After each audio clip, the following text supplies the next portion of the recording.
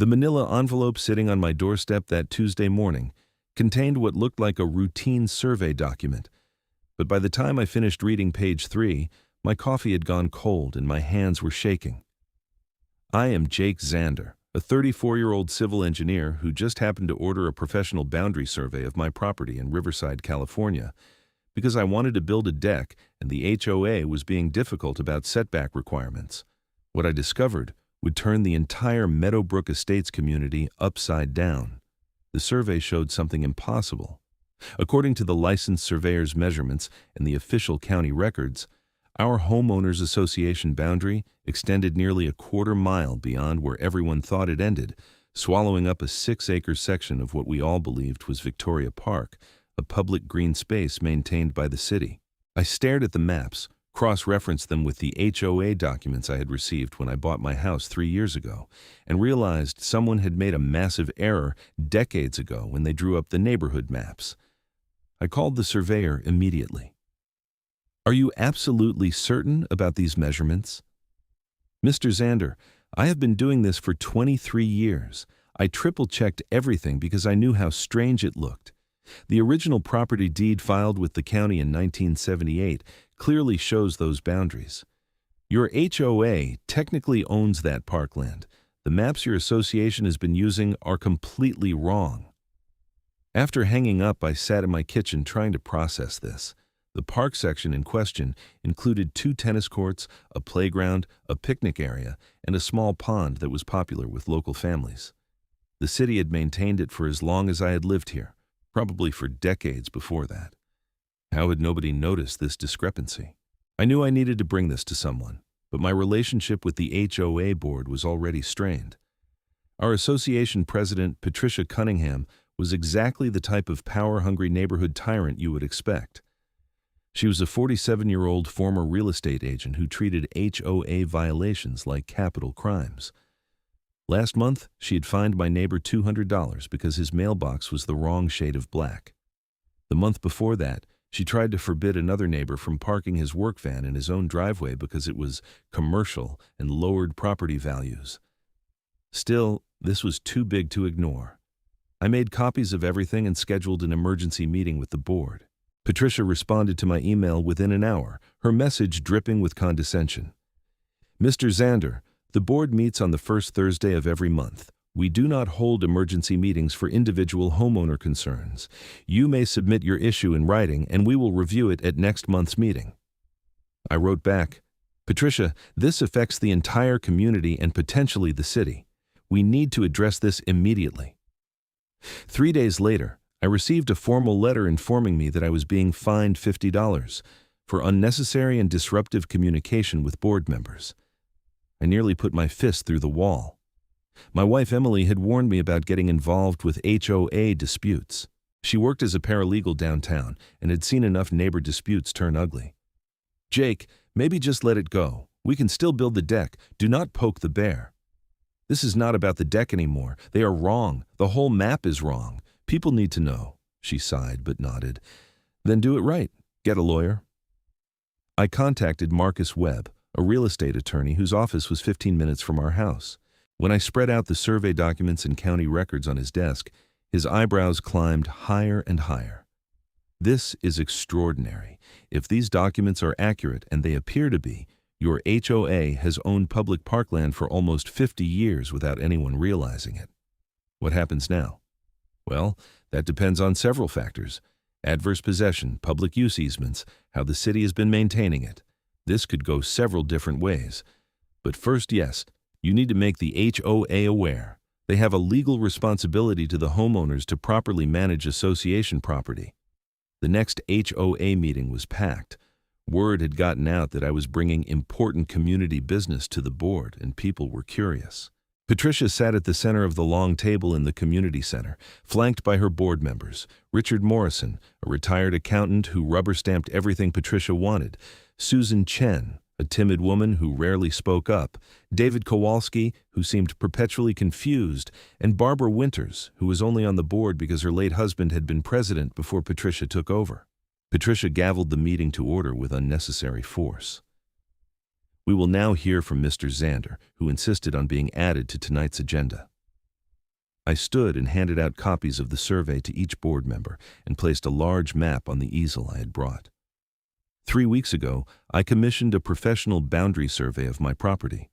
What the surveyor discovered affects everyone in Meadowbrook Estates. According to the county records and the original 1978 property deed, our HOA boundary extends approximately a quarter-mile past what our current maps show.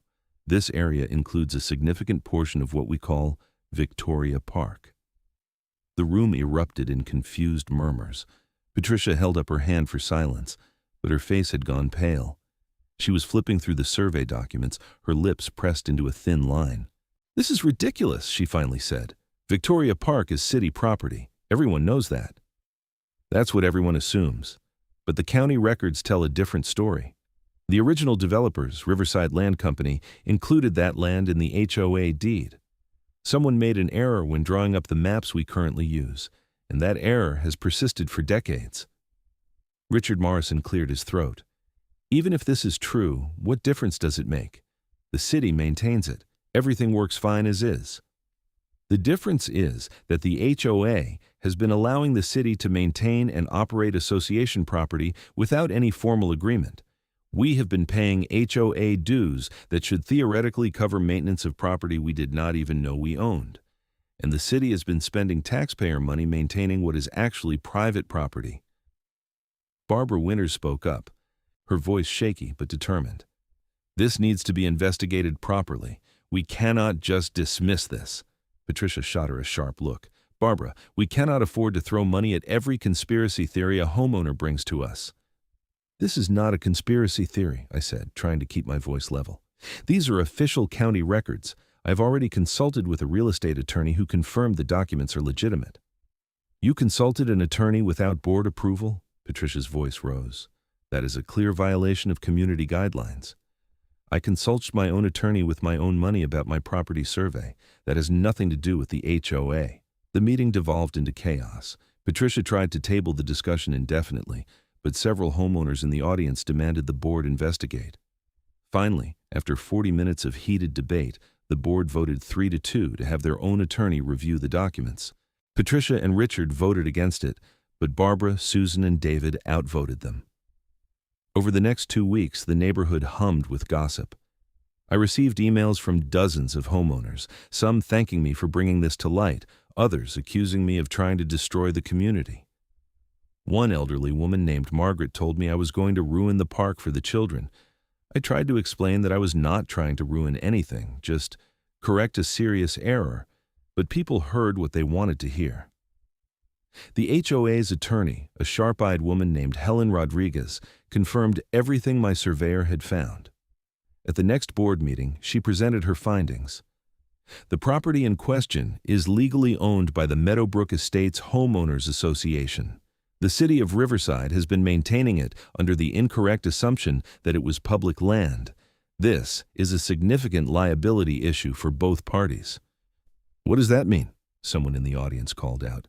"It means," Helen said carefully, "that the association needs to decide how to proceed.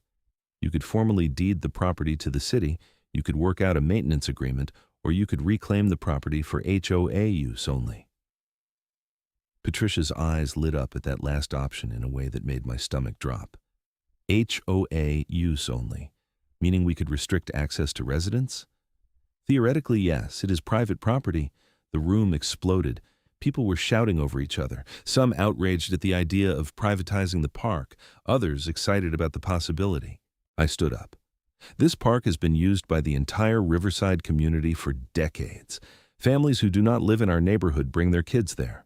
Closing it off would be cruel and would make us enemies of everyone around us.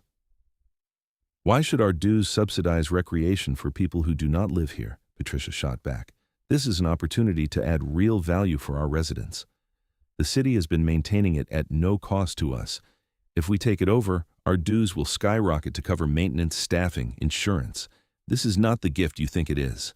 Richard Morrison nodded along with Patricia. "We could charge fees, non-resident day passes. We would make money." Helen Rodriguez held up her hand. "Before this discussion goes further, I need to inform you that the city will likely challenge this.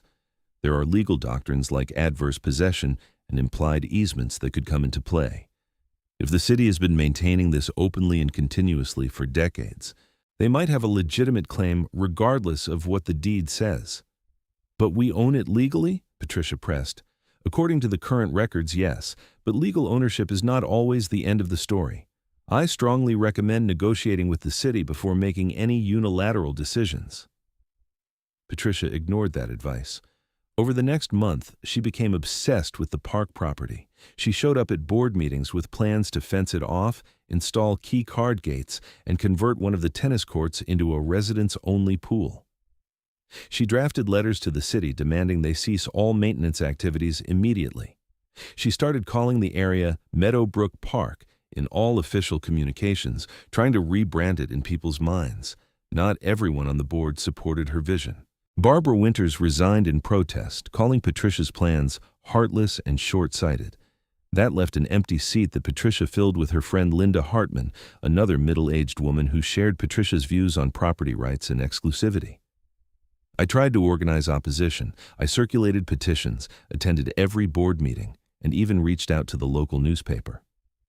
The Riverside Press sent a reporter named Tom Chen, who wrote a front-page story. HOA lays claim to beloved public park. The article painted Patricia in an unflattering light, describing her as zealous and uncompromising. It quoted several longtime Riverside residents who were devastated at the thought of losing access to Victoria Park. The city finally responded with a formal letter delivered to the HOA board and copied to every homeowner. It was from the city attorney's office and stated that while they were reviewing the property records, the city believed it had a legitimate claim based on adverse possession and decades of public use. They requested that the HOA refrain from any changes to the park status quo while negotiations were ongoing. Patricia read the letter at the next meeting and then tossed it aside. The city is bluffing. They know they do not have a leg to stand on. Patricia, their attorney is telling us they will fight this in court, I said. Legal battles cost money, our money, the homeowner's dues. Sometimes you have to fight for what is rightfully yours, Jake. Maybe you would understand that if you had any backbone. The insults had become routine. Patricia had taken to attacking me personally at every meeting, questioning my motives, my intelligence, and my loyalty to the community. I had developed a thick skin, but it was exhausting. Things came to a head on a Saturday morning in May. I was drinking coffee on my back deck, watching my neighbor's kids play basketball, when I heard raised voices from the direction of the park. I walked over and found Patricia standing near the park entrance with two men in work clothes and a pile of fence posts.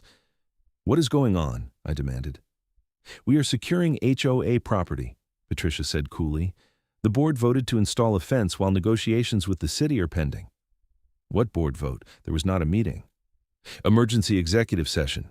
Certain decisions do not require homeowner input." One of the workers was already digging post holes. A small crowd had gathered, mostly confused parents with kids who had been playing in the park. An older man I recognized as a regular dog walker approached Patricia. "You cannot just fence off a public park." "It is not a public park. It is private property, and you are trespassing." "The city attorney said to maintain status quo," I reminded her. "The city attorney has no authority over association property. If they want to challenge us, they can do it in court." I pulled out my phone and called Helen Rodriguez. She did not pick up, probably because it was Saturday. I left a message explaining what was happening. Then, I called the non-emergency police line. 2 Riverside police officers arrived 20 minutes later. By then, 6 fence posts were in the ground, and Patricia was having the workers stretch chain link between them. One of the officers, a tall man with graying hair, approached her. "Madam, we have received complaints about unauthorized construction in a public park." "This is not a public park, officer. This is private property belonging to the Meadowbrook Estates Homeowners Association. I am the HOA president, and we are simply marking our boundaries." The officer looked uncomfortable. "Madam, we have been told by the city that this matter is under legal review, and both parties agreed to maintain current conditions." "We agreed to no such thing. Do you have a court order telling me to stop?" The officer conferred with his partner, then turned back to Patricia. "No, madam, but I strongly advise you to pause this work until the legal situation is clarified.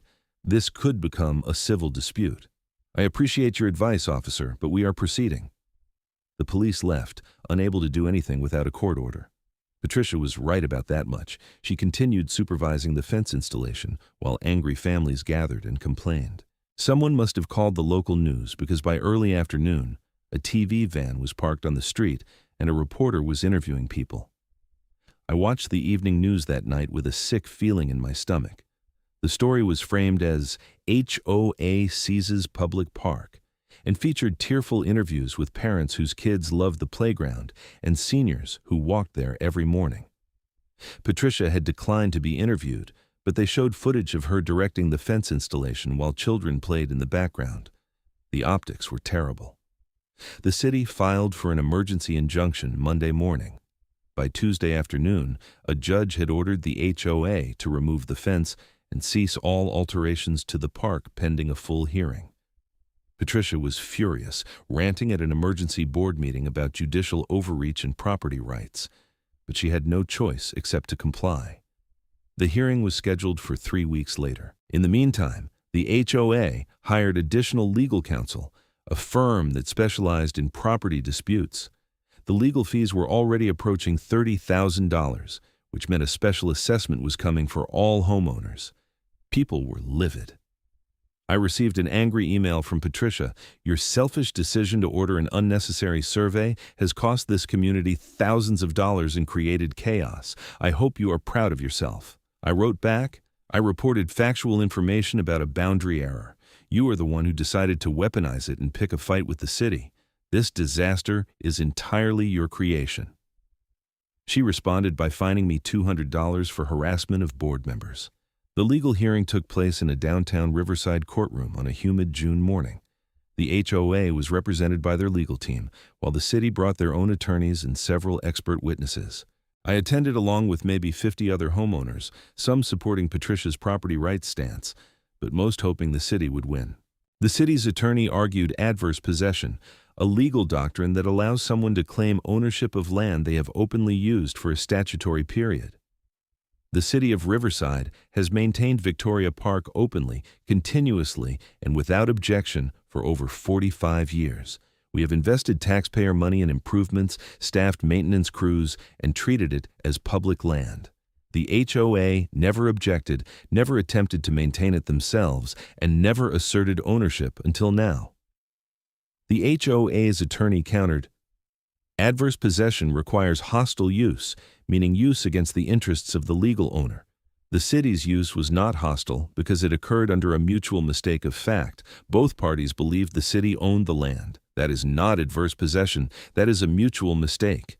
The HOA should not lose property rights because of a map-making error decades ago. The judge, a stern woman in her 60s named Xander Wu, listened carefully to both sides. She reviewed the property deeds, the survey documents, the county records, and the city's maintenance logs. She asked pointed questions about when the HOA first became aware of the discrepancy and what steps they took afterward. When my name came up, Patricia's attorney made sure to emphasize that I had hired the surveyor for personal reasons related to a deck construction project, trying to paint me as a troublemaker. The city's attorney pushed back, noting that the error would have come to light eventually, and it was better to address it now than continue under false assumptions. After 2 days of testimony and arguments, Judge Wu announced she would issue a written decision within 30 days. Those 30 days were tense.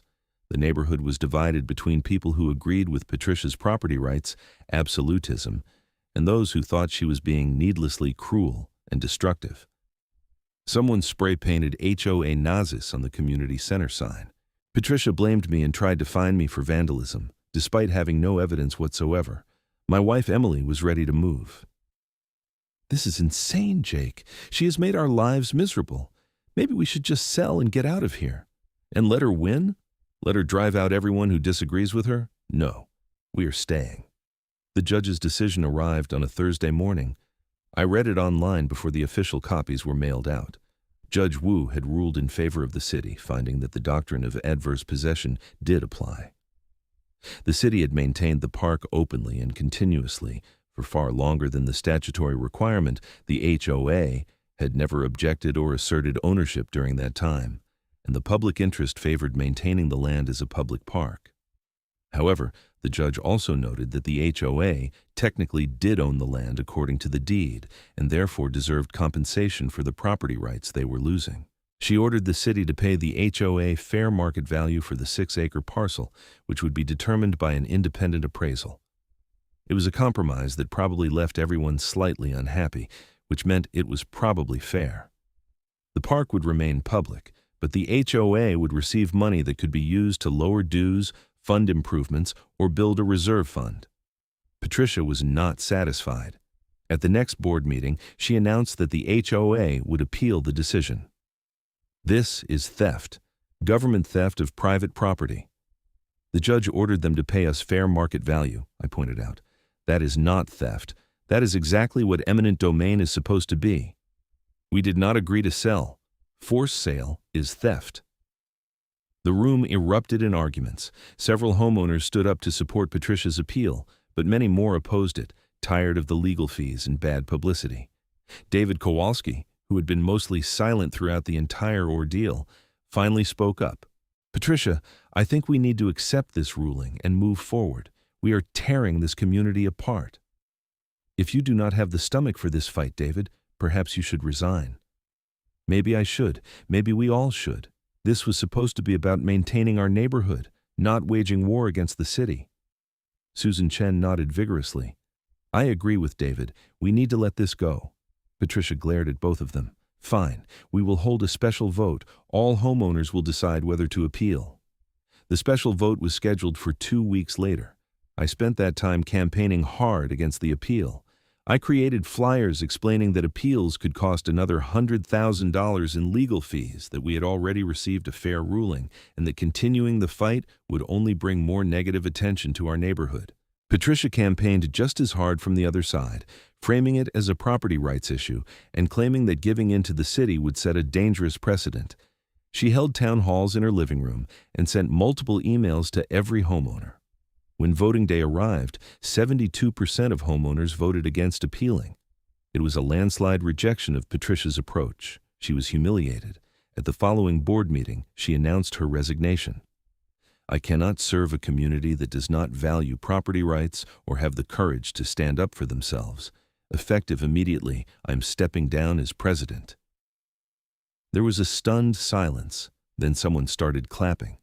Within seconds, most of the room was applauding. Patricia's face turned bright red. She gathered her papers and walked out, refusing to look at anyone.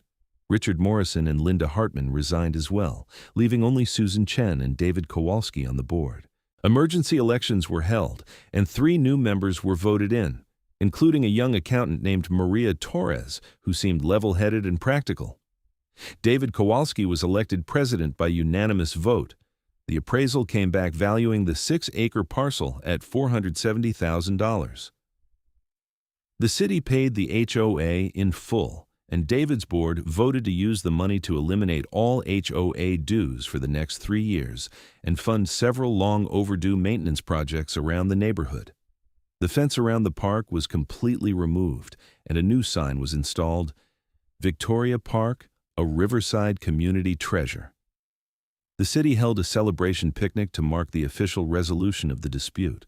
The mayor gave a speech thanking the HOA for ultimately doing the right thing, carefully avoiding mentioning Patricia by name. I attended with Emily and felt a weight lift off my shoulders. The months of fighting, the board meetings, the stress had all been worth it. The park was saved, the neighborhood was healing, and the tyrant had been dethroned. A woman approached me at the picnic, a young mother with 2 kids playing on the swings behind her. Are you Jake Xander? I am. I just wanted to thank you. My family does not live in Meadowbrook, but we come here almost every day. When I heard it might be closed off, I was heartbroken.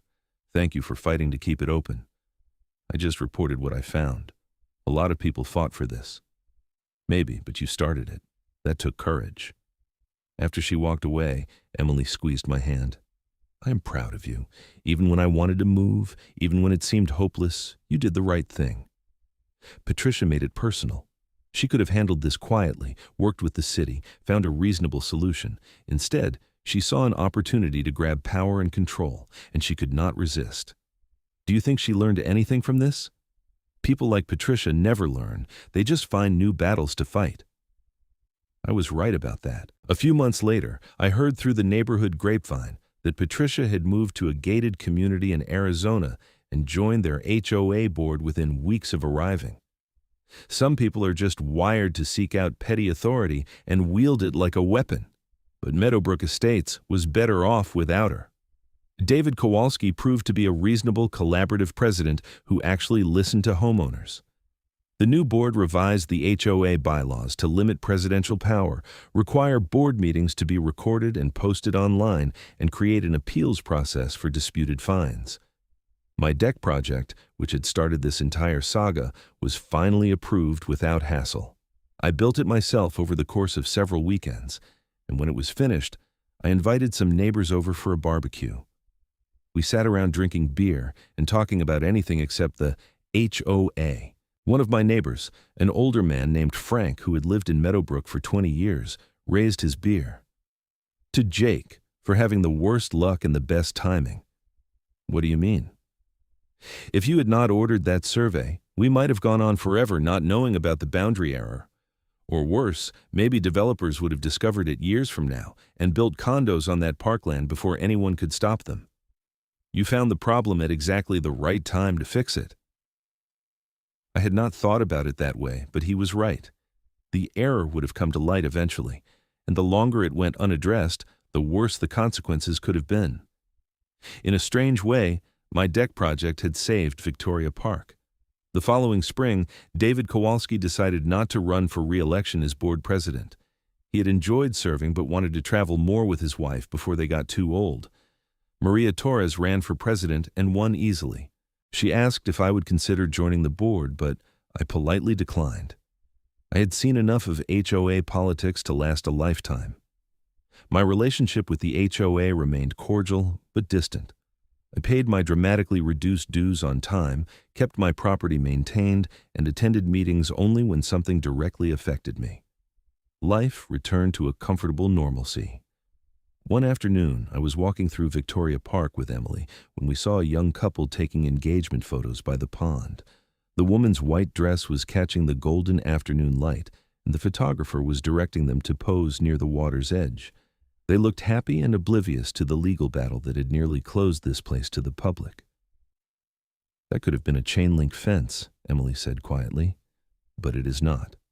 That is what matters." We continued walking, passing families on picnic blankets, teenagers playing frisbee, and elderly couples strolling hand in hand. The park was alive with the kind of community energy that makes a place feel like home. A few months later, I received a letter from the Riverside City Council. They were honoring several citizens who had contributed to the community over the past year, and they wanted to recognize me at a council meeting for dedication to preserving public spaces and community integrity. I was surprised and a little embarrassed, but I accepted. The ceremony was low-key, just a brief presentation during a regular council meeting. The mayor shook my hand and gave me a framed certificate. A photographer from the Riverside Press took a picture. In his speech, the mayor talked about the importance of citizens who speak up when they see something wrong, even when it is difficult or unpopular. Sitting in that council chamber, I thought about how much had changed since I opened that manila envelope with the survey results. I had nearly started a war between neighbors, cost the HOA tens of thousands in legal fees, and made enemies of people I had to see every day. But I had also helped save a park, removed a tyrant from power, and reminded people that HOAs are supposed to serve the community, not rule over it. Patricia never apologized, never acknowledged that her approach had been wrong. According to mutual friends who kept in touch with her, she was already in conflict with her new HOA in Arizona, complaining that they were not strict enough with code enforcement. Some people never change their stripes. The boundary error itself had been fascinating to research once everything settled down. I spent hours at the county recorder's office tracing back the history. The original developer, Riverside Land Company, had acquired a large tract of land in 1976 with plans to build 200 homes. They designated certain areas for the subdivision and others for common use. Through a series of mergers and acquisitions, the company changed hands several times in the late 1970s. When the final plat maps were drawn up in 1978, someone made a critical error. The legal description in the recorded deed included the Parkland, but the maps distributed to homeowners and filed with the HOA showed a smaller boundary.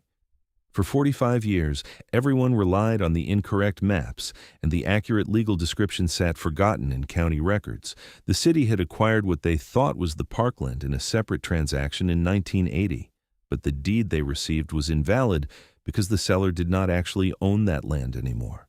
The city never caught the error because they had no reason to question it. They built playground equipment, maintained the grass, and treated it as theirs. It was a perfect storm of bureaucratic mistakes, corporate transitions, and assumptions that went unchallenged for decades. In some ways, it was amazing that such a significant error could persist for so long.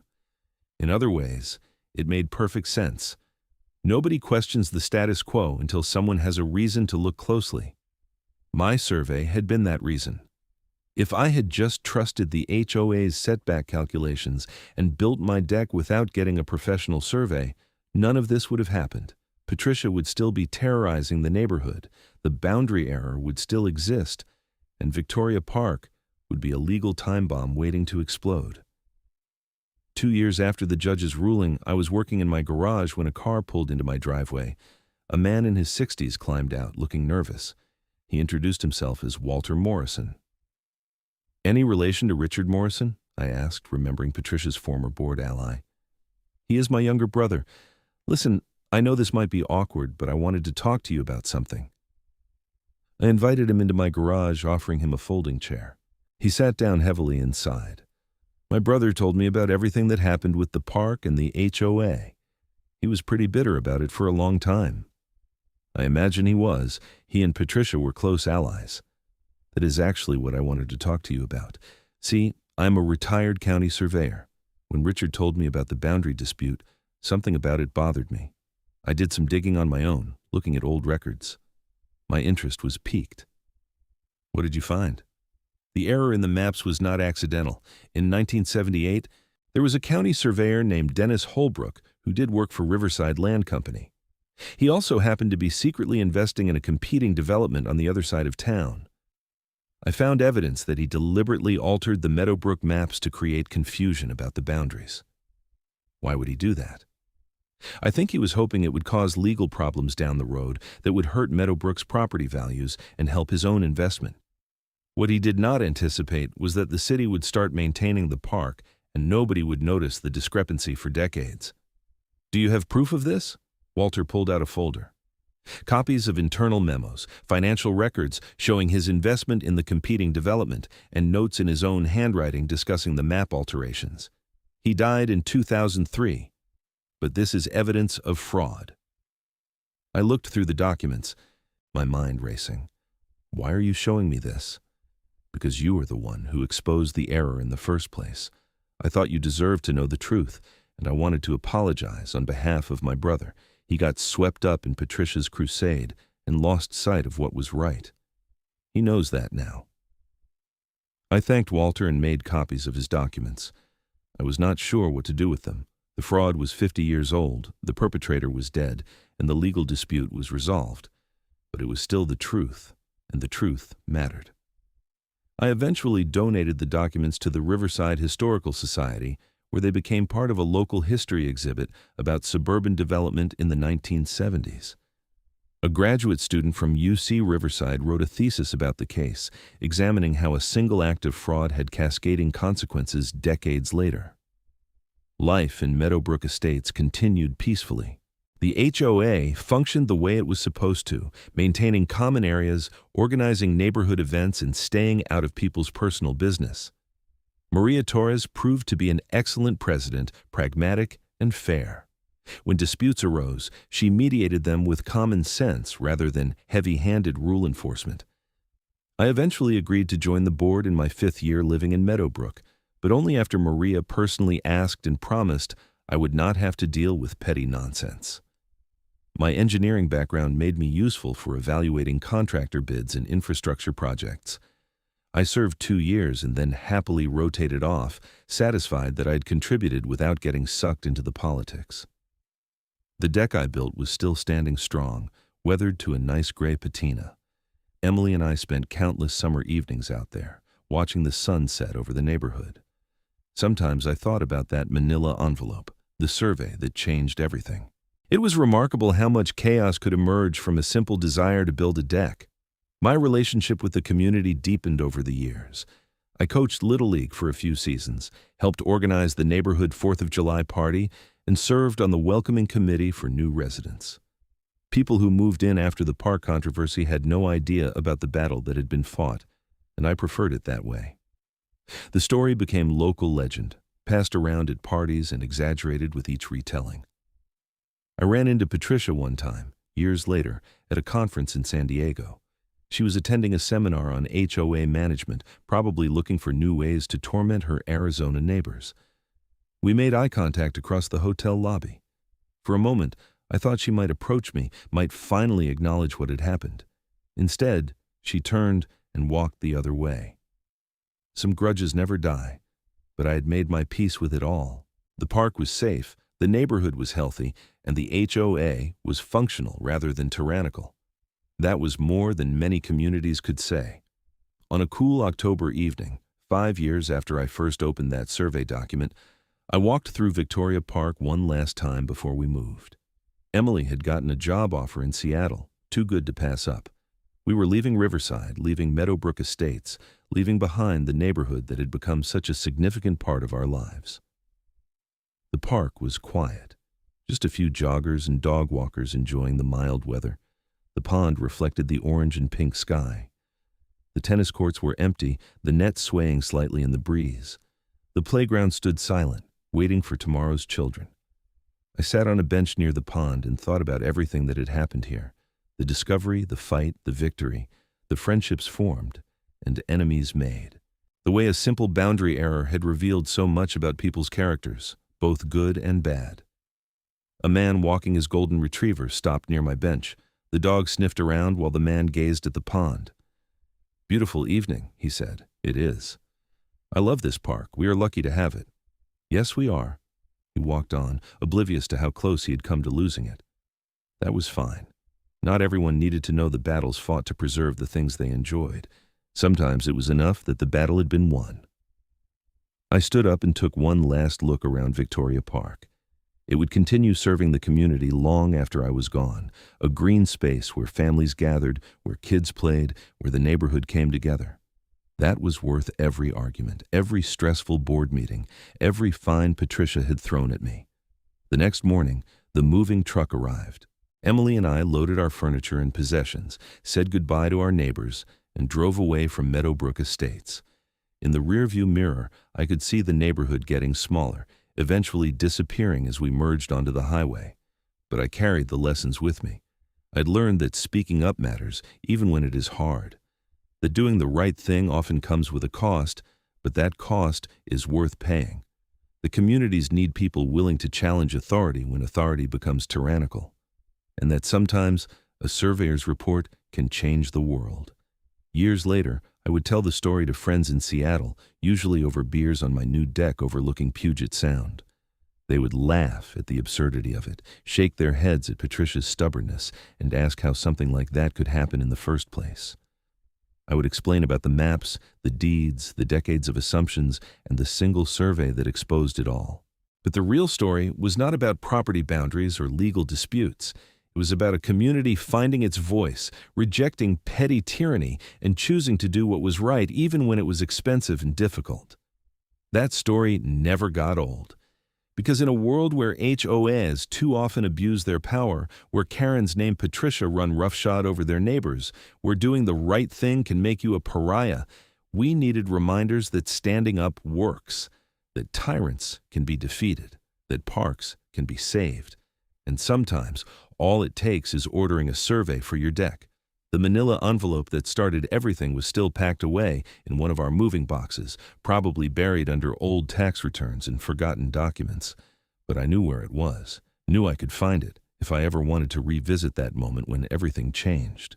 For now, though, it was enough to sit on my new deck, watch the Seattle rain fall over the Sound, and know that somewhere in Riverside, California, families were still playing in Victoria Park, Children were still swinging on the playground I had helped save. Teenagers were still playing tennis on courts that almost became a private pool. And if any of them ever wondered about the history of that park, about how it almost disappeared, they could visit the Riverside Historical Society and see the documents, read the thesis, learn about the boundary error that nearly changed everything. But mostly, I hoped they just enjoyed the park, took it for granted, assumed it would always be there. Because that is what public spaces should be. So reliable, so constant, so obviously permanent that we forget to be grateful for them. My fight with the HOA had been about protecting that sense of permanence, that expectation that some things are too important to be privatized or controlled or fenced off. Victoria Park was one of those things. And in the end, despite Patricia's best efforts, despite the legal battles in the community division, despite the fines and the anger and the chaos, the park endured. That was the ending I had fought for. That was the victory that mattered. And as I sat on my deck in Seattle, 5 years and 800 miles away from Meadowbrook Estates, I knew that I would make the same choices again. Report the boundary error, challenge the HOA, stand up to Patricia, fight for the park, because some things are worth fighting for, even when the fight costs you money, peace of mind, and the goodwill of your neighbors. Some things matter more than a quiet life. Victoria Park was one of those things, and I had helped save it. That was enough.